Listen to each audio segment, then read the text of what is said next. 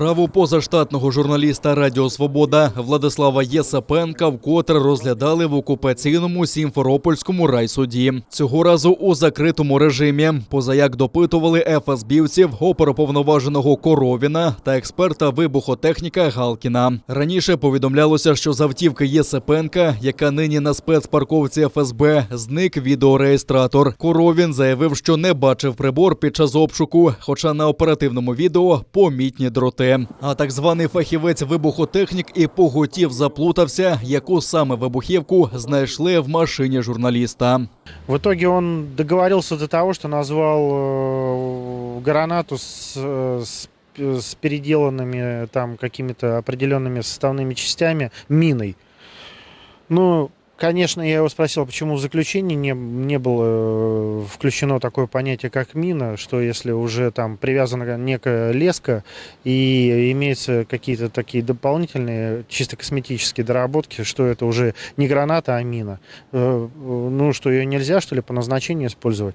Он сказал, что, ну, просто образно привел такое понятие для того, чтобы было всем участникам понятно. Но, естественно, нам, как стороне защиты, было совсем непонятно.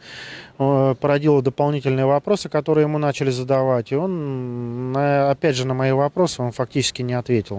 Владислава Єсипенка затримали 10 березня після акції до дня народження Тараса Шевченка, що відбулася біля пам'ятника поетові у Сімферополі. Позаштатному журналістові «Радіо Свобода» окупанти закидають незаконне виготовлення зброї та співпрацю з українськими спецслужбами. На волі після 12 діб адмінарешту. Координатор Кримської солідарності Ділявєр Мєметов вийшов з ізолятора тимчасового тримання Джанкоя. Окупанти його загратували за нібито порушення порядку масових зборів. 23 листопада він серед інших кримських татар зустрічав адвоката Едема Семіляєва з ізолятора. За это время я очередной раз убедился в том, насколько сплоченный, насколько сильный, насколько могучий наш крымско-татарский народ. Аллаха шкурлер олсын, на протяжении всего этого времени я полностью был обеспечен наилучшей едой, какую только можно представить себе в тюрьме. Моя семья постоянно была под опекой и заботой джемаата. Вийшовши з ізолятора, Ділявєр Мєметов дізнався про нові адміністративні протоколи проти координатора Кримської солідарності Мустафи Сейдалієва. Мєметов називає це знущанням над кримсько-татарським народом. Вы хотите сломить нас этим? Вы хотите нас этим самым оскорбить? Знайте, что у вас это никогда не удастся. Все, что вы бы ни делали, и история нашего народа тому пример, никому не удавалось сломить и поколебить наш народ. Мы, Аллаха шкур, выстояли. Аллах шкулер, мы сплочены друг к другу. Арестовывая одного, выходят десятки людей. Сколько бы суток, сколько бы штрафов вы нам не давали, вам не удастся нас усмирить. Уряд найближчим часом погодить законопроєкт про покарання політиків за заперечення російської агресії, окупації Криму та Донбасу. Про це повідомив прем'єр-міністр Денис Шмигаль. За його словами, він стосуватиметься політиків, які не визнають окупації Криму, а війну на сході України вважають громадянською війною або виправдовують російську агресію. За такі публічні заяви штрафуватимуть на суму від 17 до 34 тисяч гривень. За повторне заперечення від 34 до 51 тисячі гривень. Всі наші та іноземні політики, які розповідають про нібито громадянську війну в Україні, не про український Крим, вони мають нести за це відповідальність. І це точно не про свободу слова, а про сприяння агресору.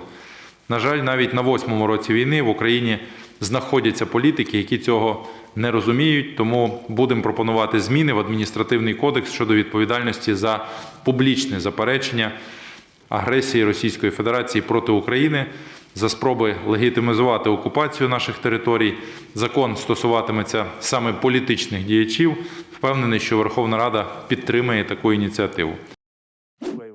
Лондон почув заклик України до стримування Росії та став одним з лідерів цього процесу. Про це заявив міністр закордонних справ України Дмитро Кулеба за підсумками візиту до Великої Британії. Серед ключових тем були співпраця бізнесу, поглиблення військової співпраці та підготовка санкцій проти Росії. Міністр Кулеба додав, що Велика Британія не боїться робити перший крок і заявив, що такий підхід поділяє і наша країна. Лондон якраз показово готовий робити кроки, готовий проявляти ініціативу. Ми вчора говорили про те, як готуються санкції проти Російської Федерації, і про те, як ми будемо поглиблювати військово-технічне співробітництво між Україною і Великою Британією. І взагалом, як ми будемо зміцнювати безпеку в Європі. Кулеба також повідомив, що МЗС працює над організацією візиту прем'єр-міністра Великої Британії Бориса Джонсона до України наступного року, а також обговорює передумови для скасування візового режиму між нашими країнами. Я чесно скажу, це не буде простий шлях, це не буде швидкий шлях, але ми будемо цим шляхом невпинно йти. Тому що цей бастіон чи ця стіна, візова стіна, вона має бути зруйнована. Цивілізовано, акуратно, без жертв і руйнувань, але сусідніх будівель, але зруйнована. Українці мають вільно їздити до Британії, а ми завжди раді бачити більше британців в Україні. Російські окупанти 6 разів порушили тишу. В українському війську втрат немає. За повідомленням штабу Об'єднаних сил артилерію не задіювали. Проте ворог відкривав вогонь з гранатометів, кулеметів та стрілецької зброї по оборонцях Новоолександрівки, Світлодарська, Луганського та Нью-Йорка на Донеччині. Українські захисники відкривали вогонь у відповідь та змусили противника припинити обстріли. З початку доби, станом на 11 годину, порушення режиму припинення вогню з боку російсько-окупаційних військ не зафіксовано. Підрозділи Об'єднаних сил продовжують виконувати визначені завдання з відсічі і стримування збройної агресії Російської Федерації. Більше 12 тисяч захворювань на COVID-19 зафіксували на материковій частині України за минулу добу. 465 хворих померли від коронавірусу. Найбільше хворих діагностували на Одещині та у Києві. Тим часом вже 39% дорослого населення завершили повний курс вакцинації проти коронавірусу. Найнижчі показники на Волині, Івано-Франківщині, Чернівеччині та Закарпатті. Станом на 9 грудня кількість проведених щеплень вже перетнула позначку в 26 мільйонів. З початку вакцинальної кампанії 45% дорослих українців отримали принаймні одне щеплення проти COVID-19, а 39% завершили курс імунізації. Українські медики фіксують поширення країною дельта-штаму, а от нового штаму Омікрон не виявлено. Закликаю кожного не поширювати недостовірну та маніпулятивну інформацію щодо штаму Омікрон. Кожне повідомлення про те, що вакцина неефективна проти нового штаму, забирає шанс на життя у тих, хто досі не захистився від COVID-19.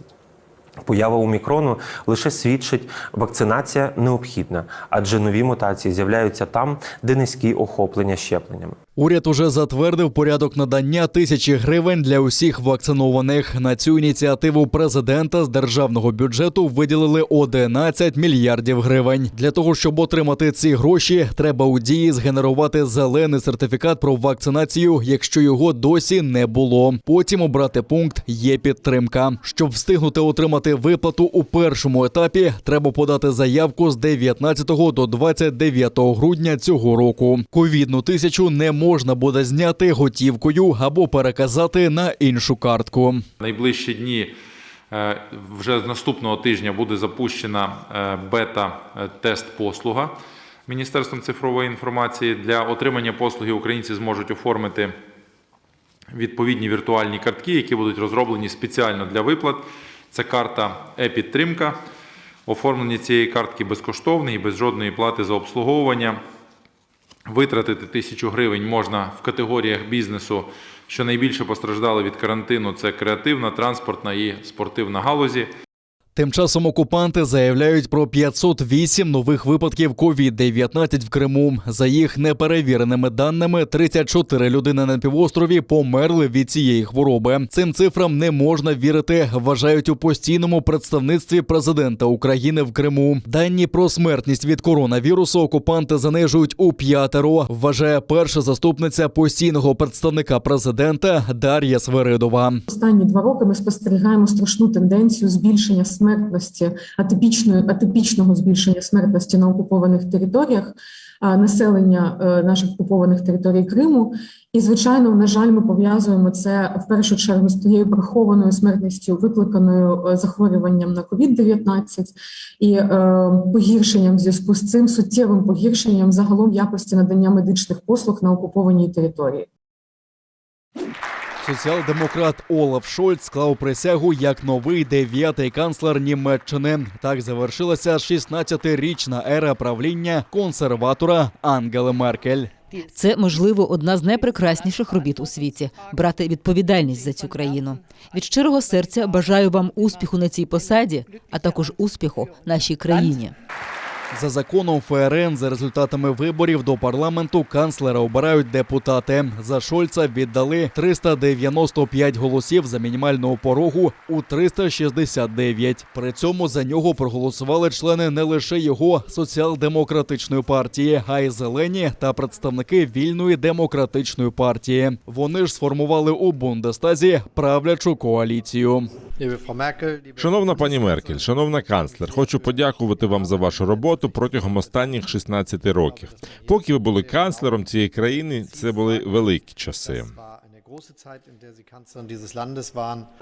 Сам Шольц приєднався до соціалістів, ще будучи учнем старшої школи у 1975 році. Під час інавгурації він пообіцяв віддавати усі сили заради добробуту німців. При цьому він не включив фразу «Хай допоможе мені Бог», яку зазвичай вимовляють під час присяги. Варто зазначити, що Шольца критикують за відсутність харизми. За опитуваннями, значна частина німців вважає, що його коаліція розпадеться ще до завершення 4-річного терміну правління. Основна маса вважає, що він протримається до кінця терміну. І лише невеликий відсоток сказав, що йому вдасться прослужити так довго, як Меркель. Дипломатичний бойкот зимової олімпіади у Пекіні стає дедалі масштабнішим. Спочатку його оголосили США, потім до нього приєдналися Австралія та Нова Зеландія. А тепер і лідери Канади і Великої Британії. Усі ці країни відправлять на ігри спортсменів, але не високопоставлені делегації. Це буде дипломатичний бойкот у відповідь на порушення прав людини у КНР. Як і наші партнери у всьому світі, ми дуже стурбовані тим, що китайська влада постійно порушує права людини. Як я сказав раніше, ми не підтримуємо спортивного бойкоту, але посилати міністрів на зимову олімпіаду теж не плануємо. Чиновники австралійського уряду не поїдуть на ігри у Китай. Туди вирушать лише австралійські спортсмени. Китай, найбільший торговий партнер Австралії, обіцяє жорсткі заходи у відповідь. Взагалі, відносини між Пекіном і Канберою зіпсувалися ще до цього. Так, австралійський уряд заборонив використовувати технології Huawei у своїх мережах 5G. Вони також закликали провести незалежне розслідування джерел походження коронавірусу. Захід звинувачує Китай у тому, що він переслідує мусульманську народність уйгурів в автономному регіоні Сіньцзянь. Як з'ясувалося, там у так званих центрах професійної підготовки, а фактично в'язницях, утримуються близько 1 мільйона уйгурів. Утискаються в КНР також інші громадяни. Так, найбільшою групою в'язнів совісті у світі вважаються китайські прихильники давньої медитативної практики Фалунь-Гунь. Багаторічних гонінь зазнають також тибетці та парафіяни домашніх християнських церков. За висновками незалежного трибуналу, представники усіх цих груп часто стають жертвами насильницького вилучення органів. Турецькі уйгури закликають усі країни світу приєднатися до бойкоту, який розпочали Сполучені Штати. Китай сьогодні здійснює геноцид уйгурів, вбиваючи мільйони людей. У такій ситуації безглуздо проводити там Олімпійські ігри. Це ніби висловлюєш зневагу до всього людства. Китай назвав бойкот політичним позуванням і пообіцяв заходи у відповідь. Щоправда, поки не уточнив, які. Водночас Міжнародний олімпійський комітет відмовився коментувати так звані політичні питання. Президент МОК самоусунувся, заявивши, що не підтримує жодної зі сторін. Ластівчине гніздо принесло посольству України у США перемогу у конкурсі пряничних будиночків у Вашингтоні. Конкурс організував Офіс іноземних представництв Держдепу. Він називається «Прянична дипломатія». У ньому змагаються іноземні дипломатичні представництва. Їх кулінарні арт-проєкти мають показати одну з найвизначніших пам'яток своєї країни. Їстівну візитівку Криму зробила співробітниця посольства Наїра Оборська. Вона прикрасила вежі замку прапорами України. У посольстві кажуть, що ластівчине гніздо виготовили не випадково. Так дипломати вкотре нагадали своїм колегам з посольств інших країн, що Крим – це Україна.